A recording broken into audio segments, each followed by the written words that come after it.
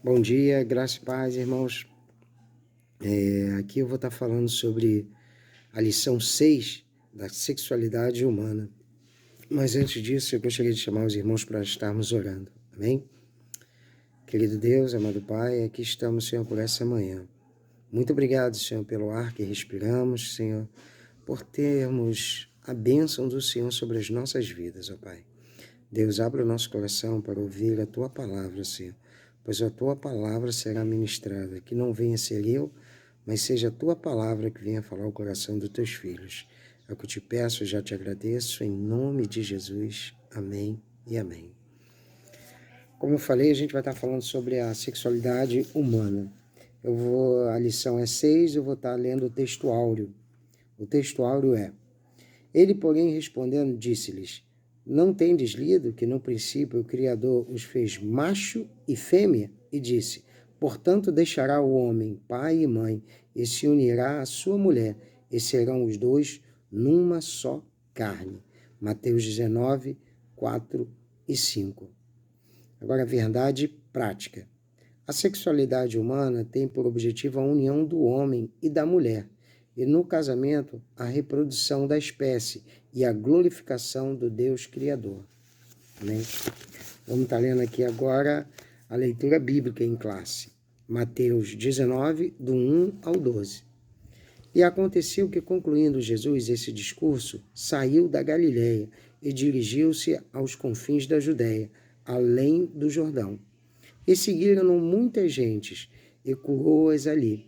Então chegaram ao pé dele os fariseus, tentando e dizendo-lhe: É lícito ao homem repudiar sua mulher por qualquer motivo?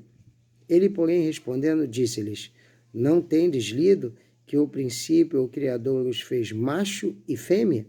E disse, portanto, deixará o homem o pai e mãe, e unirá a sua mulher, e serão dois, uma só carne.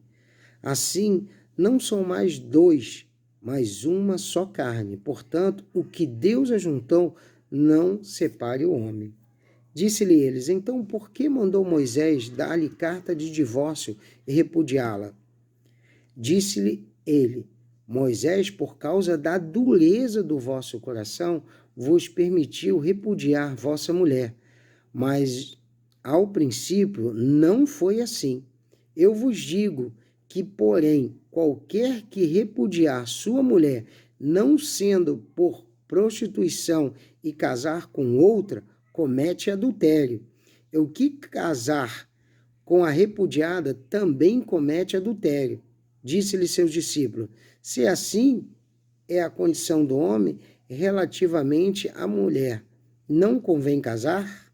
Ele, porém, lhes disse: Nem todos podem receber esta palavra, mas só aqueles a quem foi concedida, porque há eunucos que assim nasceram do ventre da mãe, e há eunucos que foram castrados pelos homens, e há eunucos que se castraram a si mesmo por causa do reino dos céus. Quem pode receber isso, que receba. Amém? Então, essa é uma palavra do texto de Mateus 19, do 1 ao 12. Eu gostaria que depois vocês, em particular, cada um, meditassem nessa palavra, pois ela fala muito aos casais. Ela fortifica muito um casamento, porque você tem consequências numa separação, mas que cada um leia em particular, orando a Deus, que Deus vai lhe falar ao seu coração. Amém? Agora nós vamos para a introdução. Na aula de hoje veremos o que a Bíblia ensina e preserve acerca da sexualidade humana. Apesar de ser um assunto exaustivo, debatido, está sempre a gerar novas controvérsias. Por essa razão, recomendamos a palavra de Deus, a fim de buscar o verdadeiro modelo quanto ao uso santo e decoroso do sexo. Em primeiro lugar, contaremos que o sexo não é uma construção social, mas algo criado por Deus, um dom cujos reais objetivos não podem ser ignorados. Em seguida, mostraremos as distorções e os pecados sexuais.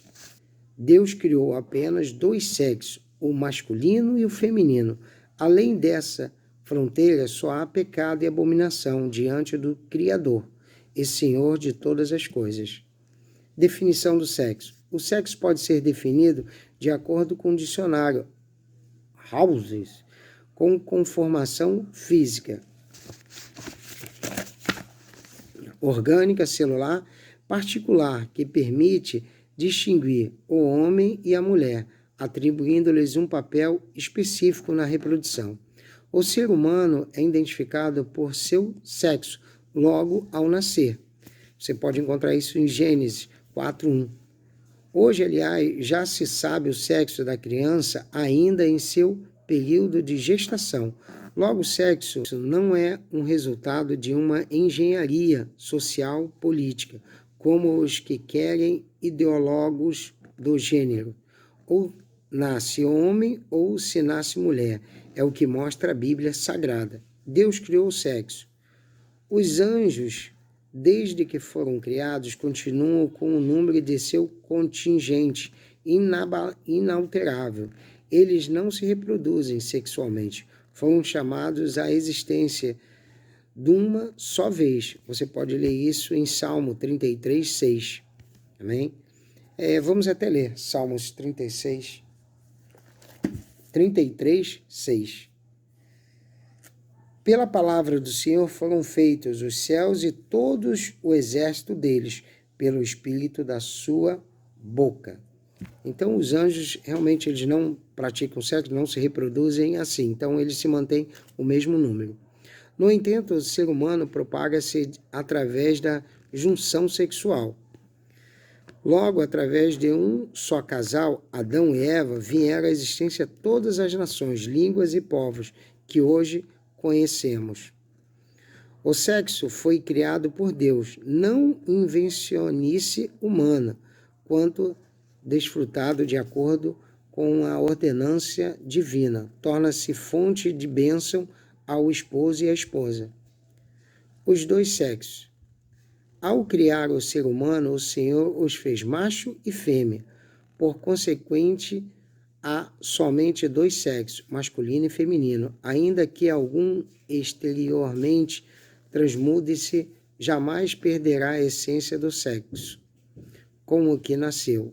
O homossexualismo e outras práticas igualmente antibíblicas jamais conseguirão mudar o que Deus criou. Amém? Irmãos, aqui eu vou falar sobre o primeiro tema dele, que é Deus criou apenas homem e mulher. Hoje, a própria palavra de Deus diz que o mundo já é do maligno. O mundo hoje tenta colocar que existe um terceiro sexo, que hoje a criança pode nascer e ela pode decidir se ela vai querer, se ela nasceu um menino, se ela vai continuar como menino, ou se ela realmente quiser ser menino, seja menino, mas pode ser menina, ou vice-versa. A menina, ela pode escolher sua sexualidade. É o que a ideologia de gêneros tem tentado colocar. E a gente vê influência muito grande na parte alimentar, na visualização pelas novelas, filmes, comerciais. Você tem uma influência muito grande. E nas escolas, infelizmente, isso está sendo introduzido. Então, o mundo já é no maligno. Se nós não orientarmos os nossos filhos, eles vão acreditar nisso.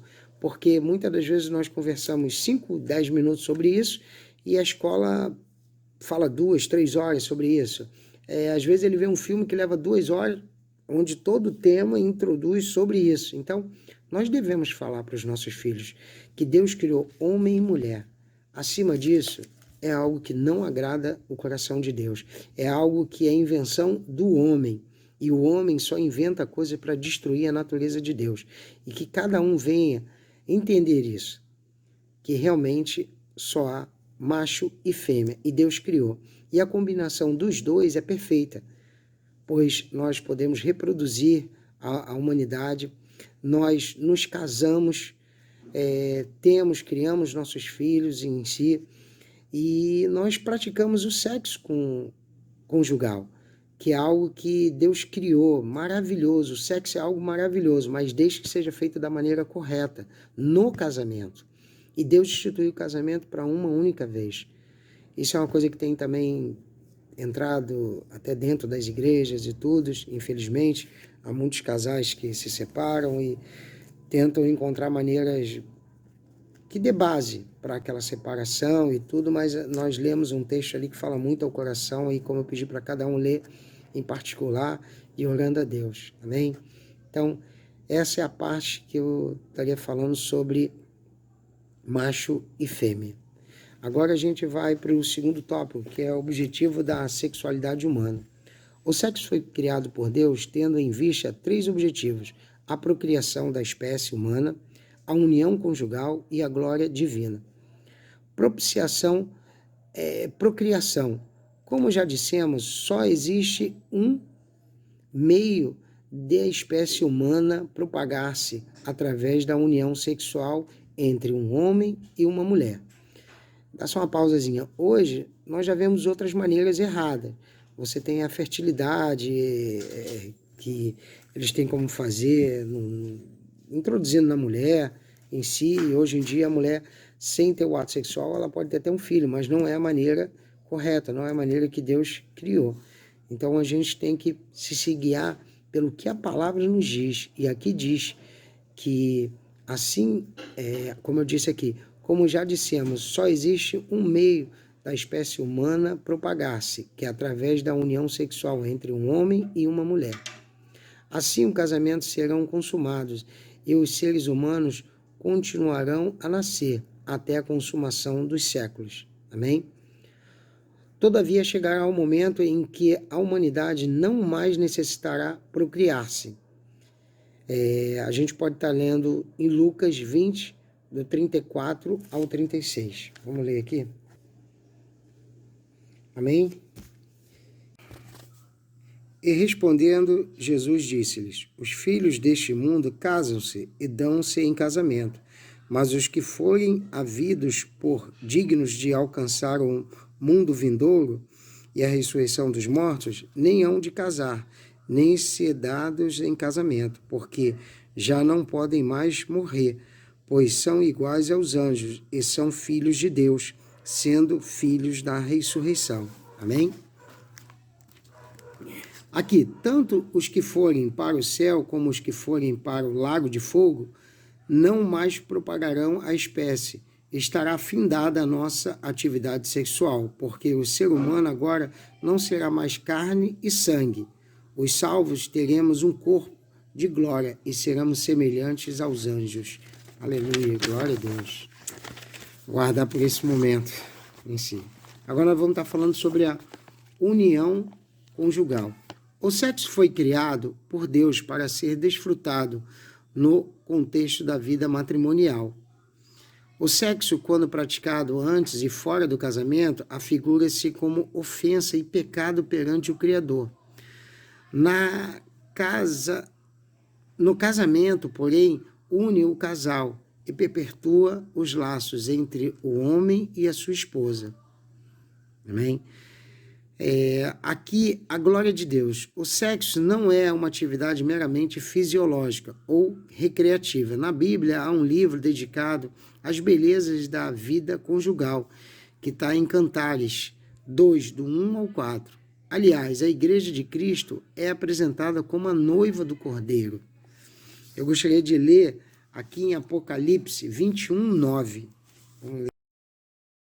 Apocalipse 21, 9.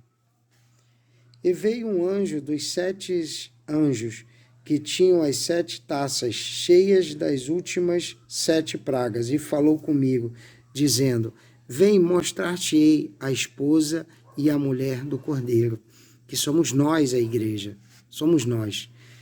E isso é motivo de muita alegria para aqueles que se mantêm firmes no seu casamento, que ele está dando um exemplo. Então aqui, o casamento, aqui na terra, se nós nos mantermos fiéis às nossas esposas, nós estamos glorificando a Deus e sim. Portanto, que ele dá o exemplo de nós como os noivos do Senhor. Amém? Agora aqui, eu vou estar lendo sobre o tópico 3, que é a distorção da sexualidade. A fornicação. A fornicação é um relacionamento sexual antes do casamento. Logo, quando um casal de namorados ou de noivos praticam sexo, tanto o rapaz quanto a moça pecam contra o Senhor. Vamos ler em Efésios 5:5. Amém? Efésios 5:5. Porque bem sabeis isto, que nenhum fornicador, ou impuro, ou avarento, ou qual idólatra, tem herança no reino de Cristo, de Deus. Amém? Então, irmão, você que faz fornicação, o que seria essa fornicação? Hoje, muitos casais já até convivem uma vida, mas sem ter se casado. Isso é fornicação. Ou então, muitas das vezes, a pessoa tem a intenção realmente de casar. Só que ele quer experimentar e saber se a mulher é boa de cama, se o homem é bom de cama, e experimenta o sexo antes do casamento.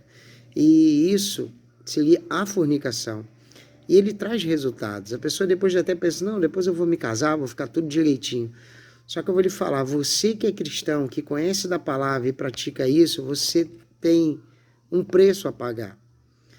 Todo pecado que você comete, Deus pode perdoar você, mas a consequência dele, ele vem. Então, eu conheço pessoas da minha família que eram até cristãos e tudo, mas tiveram relacionamentos sexuais antes do casamento e pagaram um preço um pouco alto no casamento. Alguns até vieram, infelizmente, a se separar e tudo, mas outros, na realidade, encarregam um peso devido a isso. Então, fica a escolha, você jovem, pessoa que tem intenção de casar, segura a onda, segura, creia num Deus que opera maravilhas. Você pode falar, é impossível, eu não estou aguentando, você aguenta. Se você servir a um Deus verdadeiro e você se entregar a sua vida a Ele, Ele te ajuda. Ele te capacita a você fazer aquilo que é impossível, porque quando é impossível para você, é possível para Ele. Então creia nisso e você consegue. Mas não faça fornicação. Amém? O adultério. A fim de proteger a harmonia conjugal, o Senhor decretou: não adulterarás. Jesus, no Sermão da Montanha, condena não somente o ato em si, como a própria cobiça. Está em Mateus 5, 27 e 28, que a gente já vai estar lendo daqui a pouco. Os adultos não terão parte nem guarita no reino de Deus. Ouviste que fora dito aos antigos, não cometerás adultério. Eu, porém, vos digo que qualquer que atentar numa mulher para cobiçar, já em seu coração cometeu adultério com ela. Amém? Então essa é a palavra de Deus que nos diz aqui. A homossexualidade é um relacionamento sexual de pessoas do mesmo sexo. Na Bíblia Sagrada é conhecida como o pecado de Sodoma e Gomorra. Essa abominação contraria o plano divino quanto ao casamento, que além de ser monogâmico e indissolúvel, é heterossexual. Então, a homossexualidade, como aqui já bem relata, é algo que não agrada a Deus. A ideologia de gêneros. A chamada ideologia de gêneros é mais uma tralha inventada pelos inimigos da família cristã, alegando que o sexo é uma mera construção social. Tal ensino instiga os pais a educar os filhos de maneira neutra, deixando aos meninos e às meninas a escolha de seu sexo social ou ideológico. A Bíblia, porém, é taxada quanto ao tal pensamento. Aqui, como fala, ideologia de gêneros, hoje realmente isso está ocorrendo exageradamente. É algo que não agrada o coração de Deus. Deus não está nesse negócio, por isso nós devemos, pais, estar conversando bastante com os nossos filhos sobre a homossexualidade, a ideologia de gêneros, a fornicação, porque é algo que eles têm que entender que isto é errado, totalmente errado. Agora vamos para a conclusão. Apesar de ser humano ser dotado de sexo, foi este criado para louvar e exaltar ao Deus através de uma vida santa e pura. Que jamais esqueçamos de que o nosso corpo é o templo do Espírito Santo. Não somos um mero fenômeno fisiológico, somos imagem e semelhança de Deus. Como aqui diz, nós somos a imagem e semelhança de Deus e somos templo do Espírito Santo de Deus. Então, no nosso casamento, no nosso relacionamento sexual, tudo nós temos que fazer com ordem e decência e que nós venhamos ter a Bíblia como nosso manual de vida. Nosso manual de vida no nosso casamento, manual de vida no nosso trabalho, nosso manual verdadeiro. Eu tenho um texto aqui que eu queria até encerrar com esse texto, que está em Salmo 128, que eu achei muito interessante. Salmo 128. Salmo 128. Bem-aventurado aquele que teme o Senhor e anda nos seus caminhos, pois comerá do trabalho das tuas mãos, feliz será e te irá bem. A tua mulher será como a videira frutífera ao lado da tua casa, os teus filhos como planta de oliveira à roda da tua mesa. Eis que assim será abençoado o homem que teme ao Senhor, e o Senhor te abençoará desde Sião, e tu verás o bem de Jerusalém em todos os dias da tua vida, e verás os filhos de teus filhos, e paz sobre Israel. Esse texto é algo que eu guardo muito no meu coração, que é sobre o temor ao Senhor. Tudo que nós lemos e aprendemos, se nós tivermos temor ao Senhor, nós teremos tudo isso aqui, que a Bíblia nos promete. O temor ao Senhor é o princípio de toda a sabedoria. Tenha sabedoria no seu casamento, tenha sabedoria na tua relação sexual. Busca o Senhor e Ele vai te abençoar. Obrigado e Deus abençoe a todos em nome de Jesus. Amém.